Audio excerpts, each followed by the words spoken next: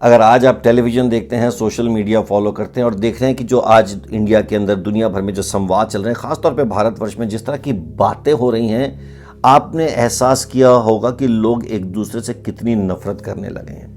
जिस तरह से एक दूसरे के ऊपर वो आरोप प्रत्यारोप लगाते हैं, इल्ज़ाम लगाते हैं, एक दूसरे के चीथड़े करने के लिए तैयार हैं, एक दूसरे को नंगा कर देना चाहते हैं, एक दूसरे को फाड़ देना चाहते हैं, अपनी ज़बान की बर्चियां और तलवारें इस्तेमाल करके एक दूसरे को ख़त्म कर देने की नौबत पे आ गए हैं। और उन्होंने संवाद को इतना गिरा दिया है कि ऐसे लगता है कि इसके नीचे संवाद नहीं गिर सकता, ऐसे कि जैसे मानो कोई अब अंत ही नहीं बचा है। लेकिन अंत है, जी हाँ, अंत है। यीशु मसीह ने हमें बताया कि इसका अंत कैसे करना है, क्योंकि यही सब चीज़ें यीशु मसीह के साथ हुई। जब यीशु मसीह के कपड़े फाड़ दिए गए, उनके ऊपर थूका गया, उनके हाथों पैरों में कील ठोके गए, उनके सिर के ऊपर कांटों का ताज रखा गया, उनका ठट्ठा किया गया, उनका मजाक उड़ाया गया, लेकिन यीशु मसीह ने जवाब दिया, जी नहीं दिया।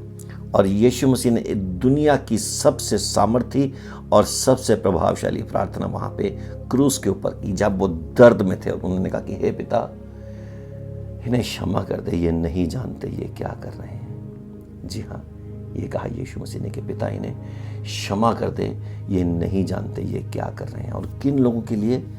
जो उनका खून कर देना चाहते थे, जो उनके मर्डरर्स थे, जो उनके मॉकर्स थे, उनका ठट्ठा कर रहे थे, उनका मजाक उड़ा रहे थे, उनकी खिल्ली उड़ा रहे थे, उनके मुंह पे थूका था, उन्होंने उनको कोड़े मारे थे और उनको सताया था, हाथ पैरों में कीलें ठोकी थी। लेकिन यीशु मसीह ने कहा कि पिता, इन्हें क्षमा कर दे, ये नहीं जानते ये क्या कर रहे हैं। और यीशु मसीह ने संवाद का स्तर कहाँ उठा दिया?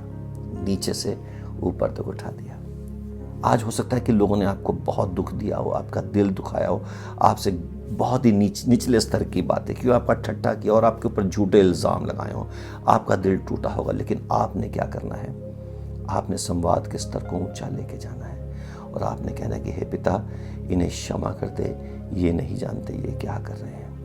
आप आज़ाद हो जाएंगे और आप परमेश्वर के बेटे और बेटियां कहलाने के योग्य हो जाएंगे, क्योंकि हमको यही करना है। क्योंकि दुनिया के अंदर रहते हुए भी हमें दुनिया जैसा व्यवहार नहीं करना है। बुराई का जवाब हमें बुराई से नहीं देना है, बल्कि बताना है कि हम किसके बेटे और किसके बेटियां हैं। वो हमारे परमेश्वर प्रभु यीशु मसीह की हम संतान हैं और हमारा व्यवहार बिल्कुल उनके जैसा होना चाहिए। इसलिए तो हम मसीही कहलाते हैं। तो God bless you, be strong, माफ़ कर दो और यीशु मसीह के नाम से और सामर्थी हो जाओ।